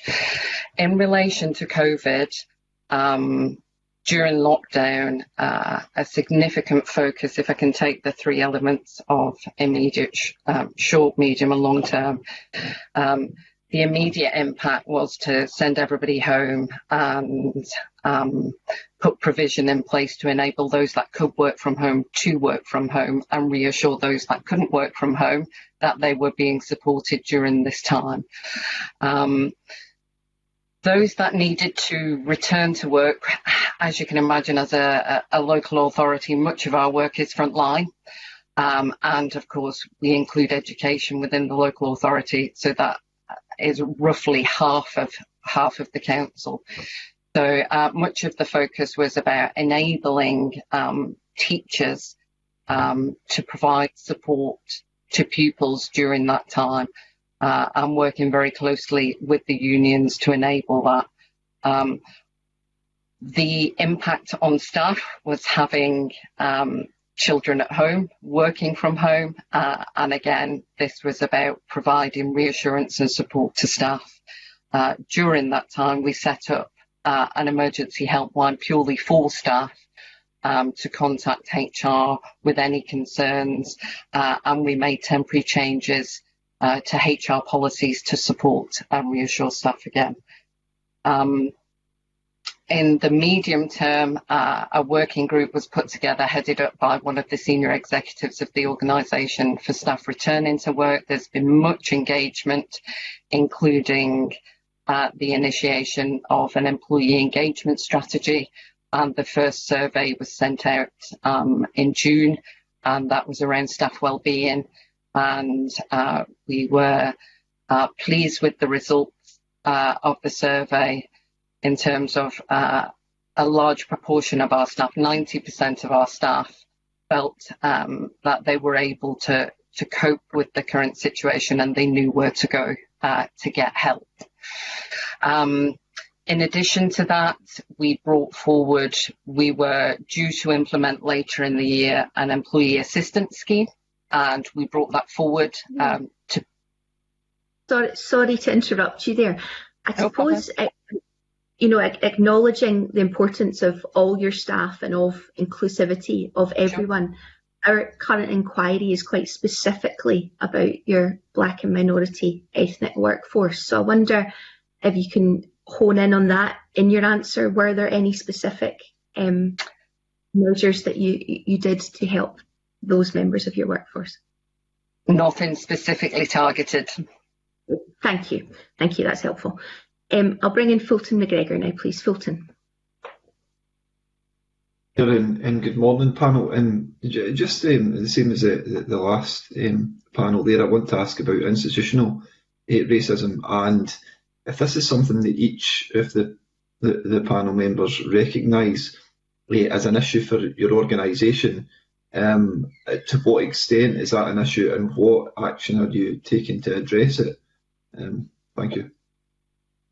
Linda, if we can come to you first, please. Thank you. Institutional racism isn't something that we talk about because it's not something that we've recognised or experienced as a problem. What we recognise is unconscious bias in our organisation. You there? Linda, you're breaking up a little bit. I wonder if I'll maybe go on to Chris and then we'll come back to you. I think we weren't quite catching what you were saying there. Chris, okay. Can I bring on Fulton's question, please? Yes, thank you. Thank you for that, convener. Yeah, we don't recognise it in Visit Scotland. I mean, I've been in Visit Scotland for 10 years now. I came after doing 30 years in the civil service in the UK government, and I've headed up equality diversity in 2 different departments. And I've experienced it other places, but I can safely say that I've not experienced it at Visit Scotland. It's something which is not on our agenda as such, although we recognise it and we're aware of it. We have worked on diversity training, and again, I've worked with unconscious bias. I specifically brought that in probably about 10 years ago before it became really a popular word, because I'd previously worked with a team of occupational psychologists. And I think my colleague in the organisation was one of the first people back in the 1980s to actually come up with the term unconscious bias. So we did a lot of training when I first came to the organisation. And I can safely say I think that we have no issues around that, although we're aware of it. And we have worked with ethnic minority groups such as BMIS for a long time now as part of our accessible inclusive tourism projects. And we've had lots of consultations with them and continue to do so as part of our inclusive strategy and charter that we're now putting together. Thank you. If we could go to Louise. Sorry, Fulton, you want to come back? I'll bring you back in a minute. Just to pick up. Okay, that's fine. Sorry, no, on you go. Yeah, it was just to pick up on that. A couple of times that BMIS have been mentioned. I'm just wondering. I think that's a really good measure that they put in place. But has that been as a response to ensuring that institutional racism, if you like, in terms of recruitment policy, isn't an issue for you? You've been proactive in making sure that you're almost having somebody, an organisation, scrutinising that. Yeah, Yes. I mean, they don't scrutinise it as such. Oh, sorry. They don't scrutinise it as such. I mean, it's a relationship, an ongoing relationship that we've developed and we've worked with them. But we have a staff equality group as well in Visit Scotland, made up of staff from all over the department, over the organisation, and we monitor and look at the way we do things and recruitment. Our HR team are very much on board. They've been through the unconscious bias training, diversity training. So yeah, I mean, it's part of. I think it's just a part of it, but. Yeah, we do consult and we do keep obviously the communication, and I refer to them if I've got a question, if I've got any problems. But we've had that ongoing relationship, and we've also just recently developed we've enlarged our volunteering scheme. So people in Visit Scotland have been volunteering to do work with different organisations throughout the year, just for 1 day a year. But we've now developed it to 1 day a month. So we've actually partnered with BMIS to actually send a member of our staff to BMIS to work 1 day a month for 12 months. And in return, they're sending somebody back into Visit Scotland to work with us. So we have an ongoing personal engagement. And for me, I've been doing this job in 34 years in equality and diversity. And I think the only way that you actually get diversity equality, the training is good, everything is good in that sense, but you have to engage people on a personal level. You have to answer that one question, what's in it for me? That's not a selfish thing. It's actually what engages people into what you're doing. A really good example of that is look at Captain Tom, who raised sort of £39 million during COVID. It was an engagement with it was a personal engagement. It was him that made that personal touch. Now, we haven't got Uncle Tom in there. We haven't got Captain Tom in Visit Scotland, sadly. But it's that kind of personal engagement that we work on to work relationships with people out externally. We've done it through the Inclusive Tourism Scheme. We've done it with disabled groups. We've got a great relationship with different disability groups as well for our work in the industry, encouraging more disabled people to come on holiday to Scotland. So we've continually used that model to actually develop relationships that keeps us into the mix, that keeps us on our toes, if you like, and helps us develop our policies and strategies in a way that are going to be effective, not because we said it, but because they said it. And I know there's an issue around consultation fatigue. But what we try and do with the BMIS thing for the volunteering is that we try to give back as well as asking for them.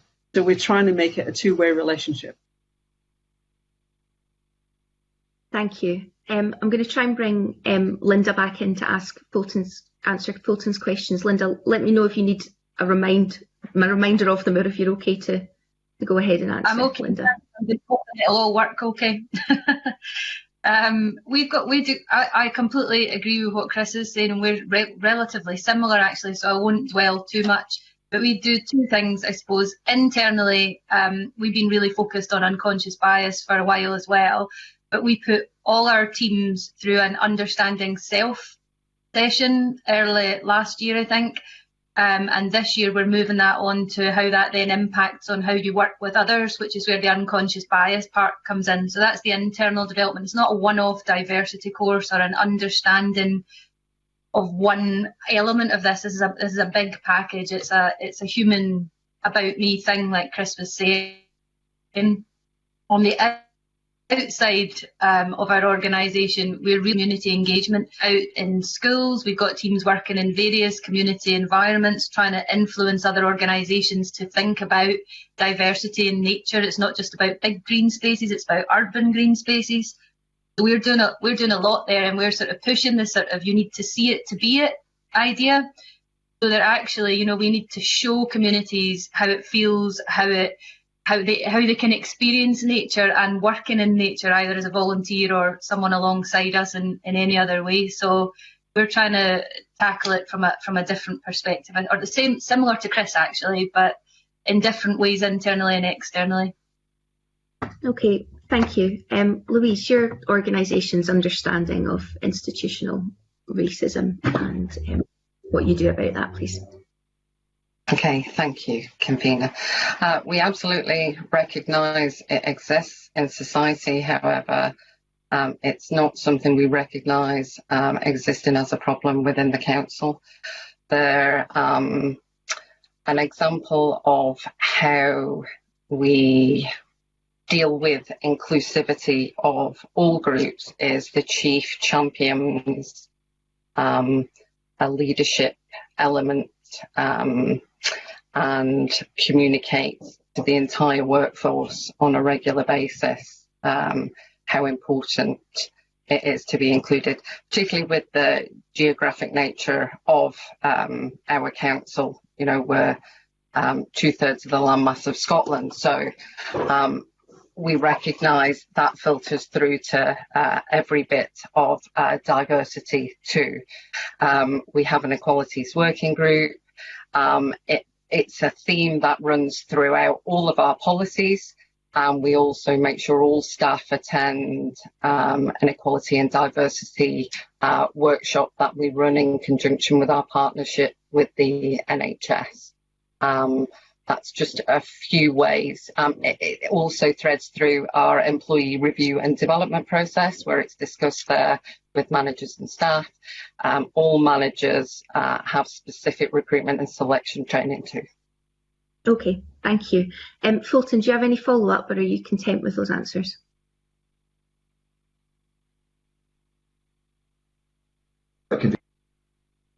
Thank you. Mary Fee, can I bring you in now, please? Thank you, Convener, and good morning, panel. Can I begin by asking you about your views on a public accountability event, because that's one of the options that the committee has as we take this inquiry forward. Hold a public accountability event, invite stakeholders and have the committee along to question public authorities about what they've done to improve the diversity within their workforce, and to share ideas and learn from each other. What are your views on events like that? Linda, if we can come to you first, please. Thank you. Probably unsurprisingly, given my last response, I love the idea. I think it's something our organisation would absolutely thrive on. Two-way conversations, what we're all about, it's what we want to do more of, and it would just work perfectly with all of our plans and aspirations. Thank you. Chris. Yes, I think Visit Scotland welcome that. We would take part and be enthusiastic about it. I think my only sort of proviso, my only sort of warning sign would be to say, is anything going to change as a result of it? Are we going to actually do anything? Are we going to take some action? Is there going to be something following that? Because I think, talking to people as I do in all the different areas of inclusion, all the different charities that we work with, they actually say, you obviously sometimes you say a good message, but you don't actually translate that into action. So I think as long as we're committed to doing something at the end of it, my theory within Scotland has always been this: let's not try and do 10, 15, 20 things. Let's do one or two things really well. Don't try and be too ambitious with this. You've got to sort of pull it in and do one or two things really well in conjunction with the people you're working with. Talk to them, bring them in. Be it a two-way conversation, learn from them, let them learn from you as well. But bring them in and do those two or three actions really well. But I would welcome it, but I think as long as we have an action following that to actually do something and change something, because it's got to make a difference in people's lives. Otherwise, it's not worth the paper it's printed on. Thank you. Louise. Thank you, Camilla. Yeah, not surprisingly, completely agree. We're all about community engagement and engagement with partners. Would absolutely echo what Chris has said. My biggest concern will be around the action planning and action that takes place as a result of it. I think it is a fabulous opportunity to bring together and perhaps capitalise on some of the best practice and good approaches to develop a model potentially for public sector. So yeah, very much welcome that. Thank you. Mary. Thank you, Convener, and can I thank the panel for those comments? And I absolutely agree with the points made about getting an outcome from an event like this. And committee have had discussions about having a very clear focus going into an event like this, but also having a very clear view of what we want to get out of it. So I particularly welcome your comments. The other question I wanted to ask was about the practical steps that your organisations take to increase the minority ethnic mix in your organisations. Now, each of you in previous answers have spoken in a bit of detail about some of the stuff that you do. So if there is anything else you want to add, I'd be more than happy to hear it. And if not, I'm quite content if you don't want to add anything. Thank you, Mary. Linda, we can come to you first. Thank you. I don't have masses more to add, Mary. I'd just say that we don't think we're doing enough on this, so we're trying to develop more relationships with more organisations. So we work quite closely with Backbone and a few others. We're not doing enough, so just to reinforce that sort of message that there's a lot more to do. Okay, thank you. Chris. Yeah, just a couple of things to add. One is that we're working with looking at our modern apprentice scheme to actually encourage more ethnic minority people into that scheme as well, because we're looking probably to reserve 1 or 2 places in that scheme for those. And then secondly is also we've been looking and talking about mentoring at board level for people with disabilities, because obviously we've had this massive accessible inclusion tourism programme for the last 10 years in Visit Scotland. So we're looking to work with Inclusion Scotland on that one. But I've also looking to bring that in from a race point of view as well, from an equality point of view, from race equality. So that's also on the agenda for going forward. And I'm sure that my board will be keen on doing that. We're very supportive. We have a great chairman. We have one of our board members actually, well, 2 of our board members are involved in the work. One of them is actually on the staff equality group. And the other board member is actually on the team, what we call our first contact officers. They're people who are designed to be exactly what it says on the tin. They're there for people to talk to in case of any problems, issues, conflicts, whatever. And they've been used quite a lot over the period of time. But one of our board members is actually on that team as well. So we've got some really good relationships with our board members and a real commitment from the top of our office to this programme. Thank you. And Louise. Thank you. Not much to add either. We also use the Modern Apprenticeship Scheme to target minority groups within the council. And whilst we believe we're representative of our community, we do recognise that actually it's the senior level that we have a gap. We have no representation at senior level, and so there's an opportunity there to focus some targeted positive action, which is it's in the plan to review the recruitment and strategy, recruitment policy and strategy early next year. Thank you. Mary, did you have any follow-up, or are you content? No, I'm content with that, convener. Thank you. Thank you. If I can go to Gillian Martin now, please. Thank you, convener. And the final comment there from our representative from Highlands Council leads me very well on to my issues around positive action. So I'd actually like to come to her first, if that's okay, around my questions on positive action.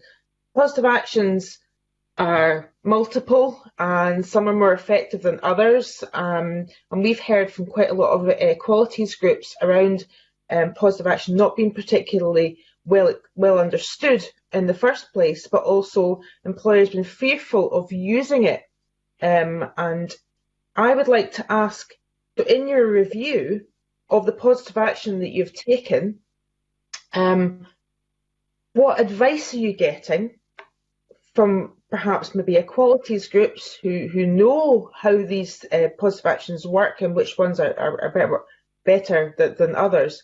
What advice are you getting as you go forward into that review, so that you can see what's worked, what hasn't worked, and what you can maybe do better in the future? Thank you. Louise. Thank you. The review is due to take place early next year, so I think I've learned a lot from these sessions today and watching previous sessions of engagement with third sector groups in terms of reviewing and getting feedback with the strategy. So I can only talk about what we will do rather than what we have done. I think we haven't necessarily targeted BME as we feel we are representative of the community we serve, and therefore whilst it's always on the agenda and it runs through everything, there hasn't been specific positive action targeted. But where we do recognise there's a gap, which as I've said is at the senior level, that will feature in the review, and we will look and work with partners to see how we can put things in place to address that going forward. One thing we don't do very well is assess why candidates are unsuccessful. Gillian. Thank you. Maybe I can extend this out to the other panellists as well. I mean, positive action, some of you have talked about some of the actions you've taken in recruitment, but there's retention and there's progression as well. And we do keep on hearing from organisations that they have this problem, particularly at the top level of their organisation, where they don't have proper representation. So that progression is something that really needs to be looked at. Can I ask the other panellists what positive actions they've used and how they've been assessed and how the effectiveness has been assessed?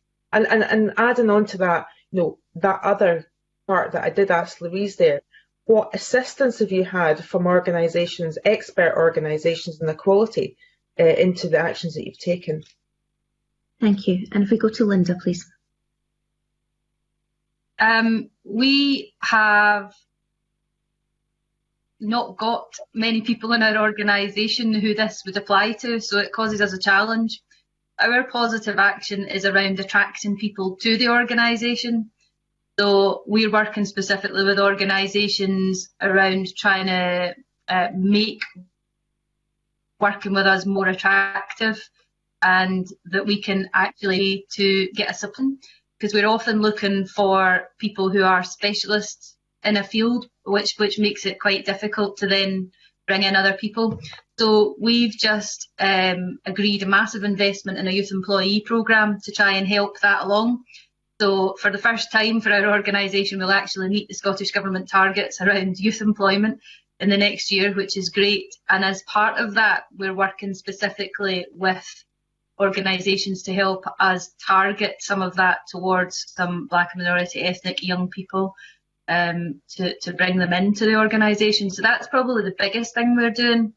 But the other thing we're doing is working with Backbone and some of the other organisations across our sector to deliver a symposium to celebrate diversity in the outdoor and environment sector.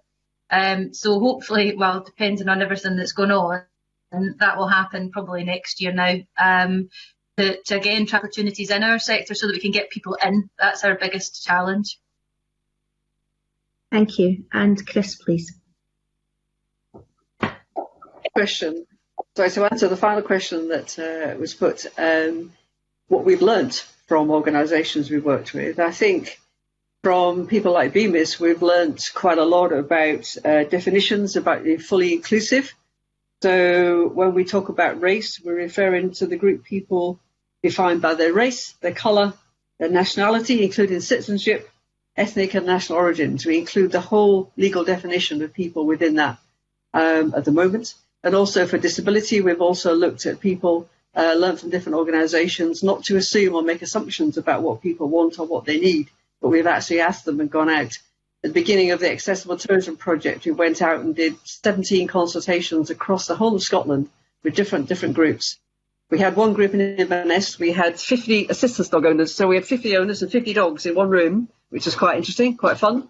The dogs are better behaved than the people, actually, but we did a great job.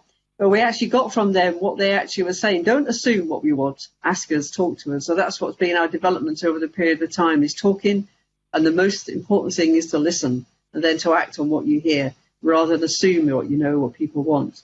So we've actually developed our policies and plans. And this is why we've got staff groups in the organisation. We've got an inclusive network alliance group, which is staff with disabilities, but we then enlarged it to include everybody in that group of neurodiversity, people with long-term health. We've used that, and we've learned the lessons from working with our teams on our external teams about that one. We've got a carers group for people who are caring full-time. We've learned from carers organisations that we're working with Vocal and other people like that. We've learned lessons as we've gone along, and we try to apply them to all the learning and the policy that we've developed. Gillian, do you wish back in? No, I'm happy with that. Thank you. Okay, thank you. If I could bring in Alexander Stewart, please. Thank you very much indeed, Convener.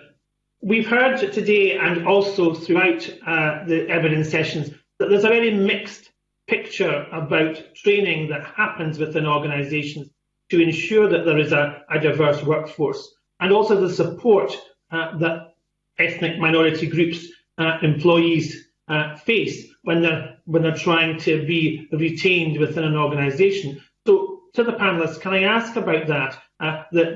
What you put in place to ensure that employees are maintained and retained within the organisation? And do you, I've heard today about some of the training that's been put in place, but that training is there to try and support and develop the diverse workforce, and how successful have you been at achieving that? Thank you, Alexander. Linda, if we could come to you first, please.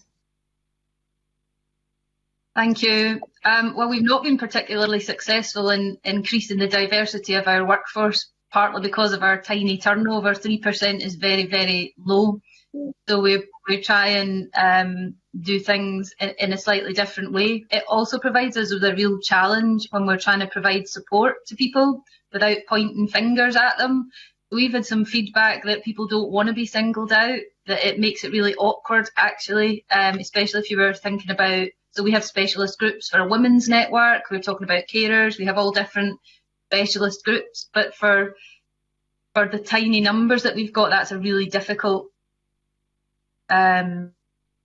conundrum for us. So we're encouraging conversations, what you would normally expect. So we expect people to have conversations with their managers on a one-to-one basis, but we have a very open intranet. So our chief exec puts blogs up that allow feedback and interaction, and various other members of staff do similar things. So we try and encourage support through various different mechanisms.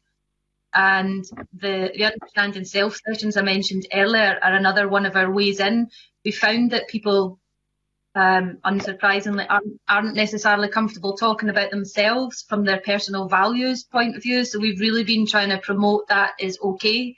That is a comfortable conversation to have. We're trying to upskill people in having those conversations and knowing when the time to move that on is. So we're doing a lot around it. But going back to your original question about impact, we have very little impact in terms of increasing the diversity across the organisation.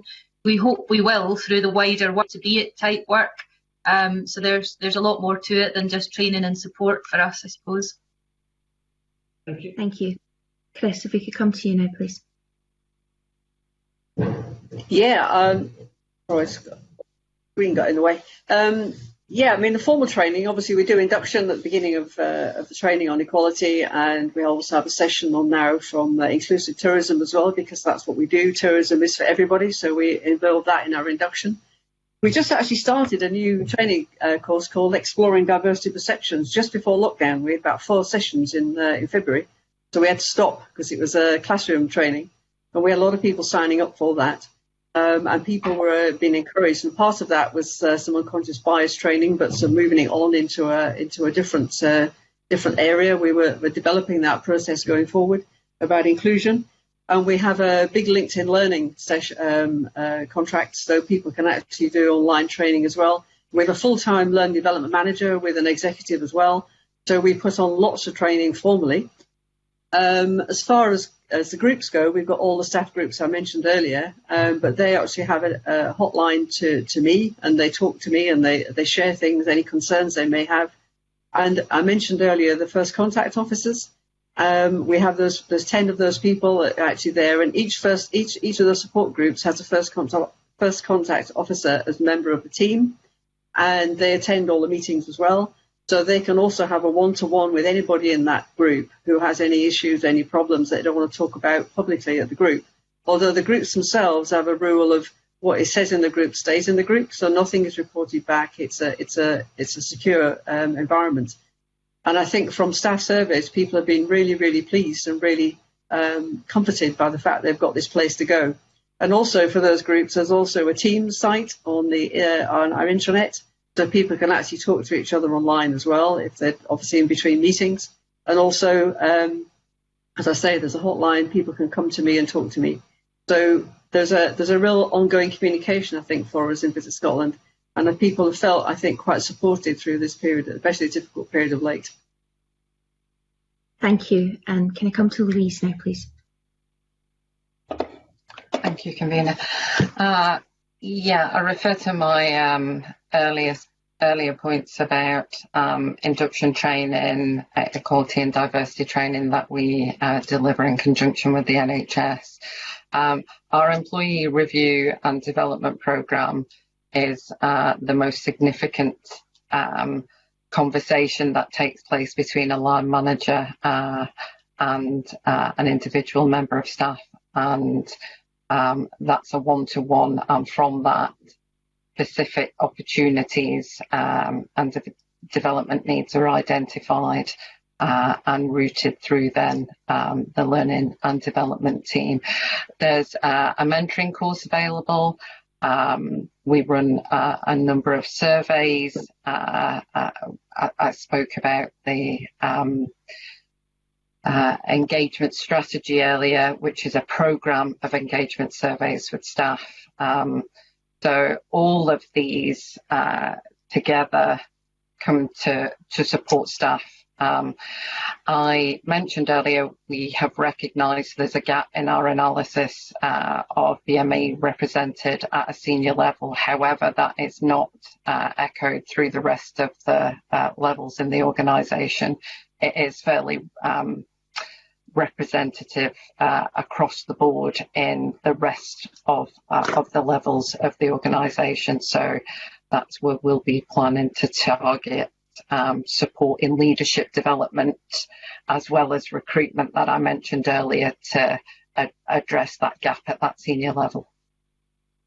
Thank you. Alexander, are you content with those answers or you wish follow-up? Thank you. I'm Thank you very content. much.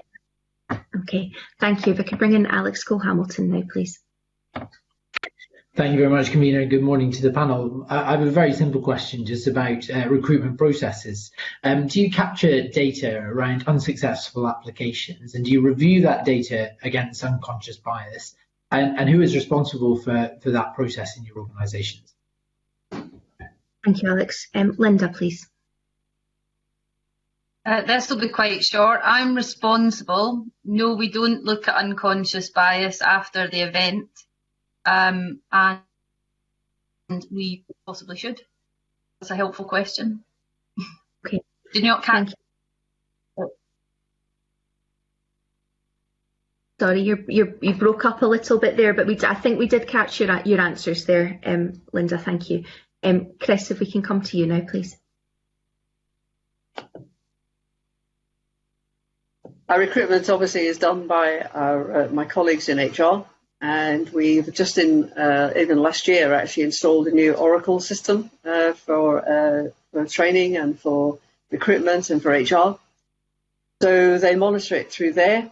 I don't know the details of actually whether they monitor it for strictly unconscious bias, but we do actually have a system where if people are unsuccessful, they can request a phone call or an email back from an HR business partner who will contact them, make contact and talk through the reasons why they weren't successful for a learning process. And if part of that conversation is around anything to do with equality or disability or race, they will always come to me and ask the question, Chris, can you help? So I work in HR, I'm part of the HR team. So they have a hotline to me so I can help them out. So to date, I don't know of any particular ones, but that is the process we have. I don't know in complete detail, but that is what I know. Thank you. And if we can go to Louise, please. Thank you, Convener. I recognised this earlier as a gap we have in our organisation in that we do not have a process for reviewing unsuccessful candidates. We offer very much of what Chris and Linda do. So we offer one-to-one feedback, but what we don't do is analyse that data, which I think is the question you're asking. Thank you. And Alex, please.